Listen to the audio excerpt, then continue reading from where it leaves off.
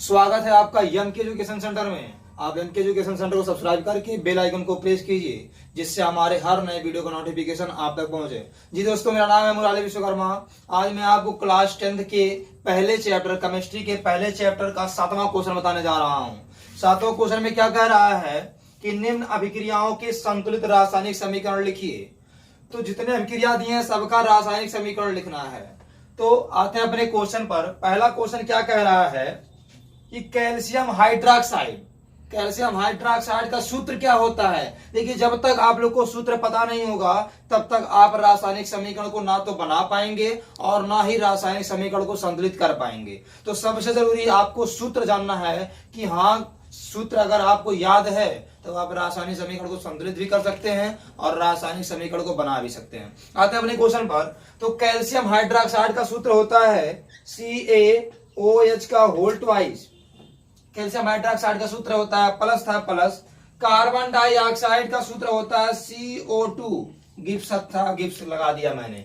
अब लिखा है कैल्शियम कार्बोनेट। यहाँ एक चीज आप ध्यान दीजिएगा कि अगर आपको सूत्र पता है तो कहीं से कोई दिक्कत नहीं कि यहाँ ये बढ़ाना है वहां वो बढ़ाना, कुछ नहीं। सूत्र पता है, सीधे लिखते जाइए, सूत्र अपने आप बनता जाएगा। हिंदी में लिख दिया, सिर्फ आपको सूत्र लिखते चले जाना है। तो गिब्स दिया था, गिब्स लगा दिया गया। कैल्शियम कार्बोनेट दिया था। कैल्शियम कार्बोनेट का सूत्र क्या होता है CaCO3। कैल्शियम कार्बोनेट हो गया और यहाँ प्लस था प्लस। जल का सूत्र होता है H2O। ये समीकरण पहला आपका बन गया। देखते हैं समीकरण संतुलित है कि नहीं है।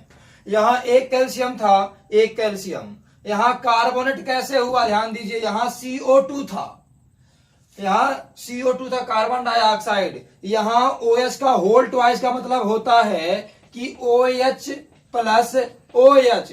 यहाँ दो ऑक्सीजन भी है, दो हाइड्रोजन भी है। इसी में से एक ऑक्सीजन निकल करके इसमें जुट गया है तो क्या हो गया, CO3 हो गया है। और यह हाइड्रोजन जुट करके H2 बन गया है। ऑक्सीजन मिल करके वो जुट गया, जल बन गया है। आई बात समझ में? ये कैसे हुआ यह भी ध्यान दीजिए। कैल्शियम हाइड्रोक्साइड था CaOH का होल ट्वाइस। कैल्शियम हाइड्रोक्साइड का सूत्र लिख दिया गया। कार्बन डाइऑक्साइड था CO2 कार्बन डाइऑक्साइड लिख दिया गया। दोनों की क्रिया कराने पर हिंदी में तो लिखा है कैल्शियम कार्बोनेट बनेगा, लेकिन कैसे। यहाँ Ca था, Ca लिख दिया गया। यहाँ CO2 में यहाँ OH का होल ट्वाइस है तो OH का होल ट्वाइस बराबर OH प्लस OH होता है, यानी कि OH दो बार है। तो यहाँ से एक ऑक्सीजन किसमें जुट जाएगा, कार्बन डाइऑक्साइड में, तो हो जाएगा CO3। और यहाँ का H मिल करके H2 बन गया। ये ऑक्सीजन जुट गया, यहाँ H2O बन गया, जल बन गया। अब आपको बता दिया गया यह समीकरण पहला आपको अगर समझ में आ गया होगा तो बहुत अच्छी बात है। अब आते हैं अपने दूसरे समीकरण पे, B नंबर पे। यहाँ देखिए दिया जिंक। जिंक का सूत्र होता है Zn प्लस था प्लस। सिल्वर नाइट्रेट का सूत्र होता है AgNO3। उसके बाद गिब्स था, गिब्स लगा दिया गया। अब हमारा क्या है, जिंक नाइट्रेट बनना है ZnNO3 प्लस था प्लस। सिल्वर का सूत्र होता है Ag, लेकिन यहां ध्यान दीजिएगा सिल्वर कभी अकेला नहीं रहता, वह दो अणुओं के साथ रहता है, इसलिए 2Ag। यहाँ जब 2 Ag है, यहाँ कितना Ag है, एक Ag, यानी कि सिल्वर यहाँ 2 है, यहाँ 1 है, तो यहाँ भी क्या करेंगे, 2 लगा देंगे। तो 2 सिल्वर हो गया और 2 नाइट्रेट हो गया। यहाँ नाइट्रेट कितना है, 1 है, तो NO3 का होल ट्वाइस कर देंगे। अब यहाँ भी 2 नाइट्रेट, 2 का गुणा नाइट्रेट में हो जाएगा 2 नाइट्रेट, 2 सिल्वर 2 सिल्वर, 1 Zn। समीकरण संतुलित हो गया। अब आते हैं अपने C नंबर पे। C नंबर हमारा क्या कह रहा है, ध्यान से देखिएगा। दिया है एल्यूमिनियम कॉपर क्लोराइड। एल्यूमिनियम किससे क्रिया करेगा, कॉपर क्लोराइड से। तो क्या बनेगा, एल्यूमिनियम क्लोराइड और कॉपर बनेगा। ध्यान दीजिएगा, एल्यूमिनियम कॉपर क्लोराइड से क्रिया किया है तो एल्यूमिनियम यानी कि Al। यहाँ ध्यान दीजिएगा, एल्यूमिनियम कभी अकेला नहीं रहता है, वह जब भी रहता है 2 अणुओं के साथ रहता है। तो यह Al यानी कि 2Al हो गया, प्लस था प्लस। कॉपर क्लोराइड का मतलब क्या हो गया, कॉपर क्लोराइड का सूत्र क्या होता है CuCl2। कॉपर क्लोराइड हो गया। अब क्या करना है, गिब्स था, गिब्स लगा दिया गया।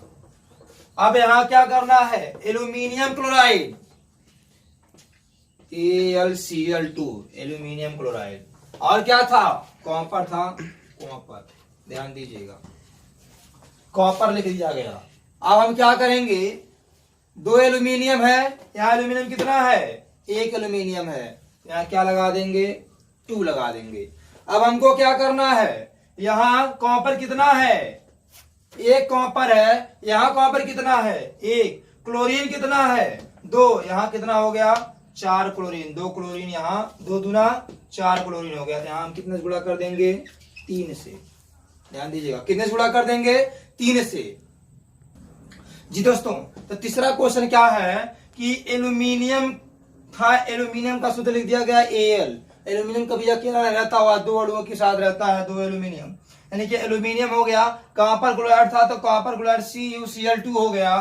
तो यहाँ 3 अणु क्यों बढ़ाया गया कॉपर क्लोराइड में, क्योंकि यहाँ एल्यूमिनियम क्लोराइड बना AlCl3, तो यहाँ क्लोरीन कितना था 3 था, और यहाँ क्लोरीन कितना था 2 था, तो 3 दूना 6 क्लोरीन, यहाँ 3 बढ़ा दिया गया, यहाँ 2 बढ़ा दिया गया, 3 दूना 6 क्लोरीन, 2 3 6 क्लोरीन, 3 कॉपर था, 3 कॉपर, 2 एल्यूमिनियम था, 2 एल्यूमिनियम। यह समीकरण आपका संतुलित हो गया। समीकरण आपको समझ में आ गया।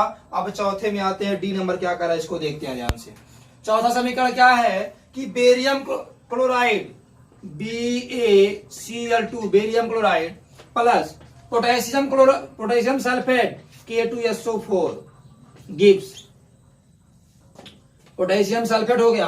अब हमको क्या करना है, बनाना क्या है, बेरियम सल्फेट, यानी कि BaSO4 प्लस था plus potassium chloride, potassium chloride को 2KCl लिख सकते हैं, पोटेशियम क्लोराइड।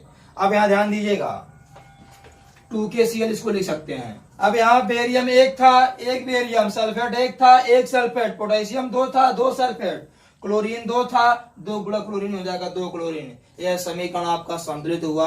अगर इस समीकरण में कहीं से कोई दिक्कत होगा तो आप कमेंट बॉक्स में करके भेजिएगा, और एमके एजुकेशन सेंटर को सब्सक्राइब करके बेल आइकन को प्रेस कीजिए, जिससे हमारे हर नए वीडियो का नोटिफिकेशन आप तक पहुंचे। मिलते हैं नेक्स्ट वीडियो में।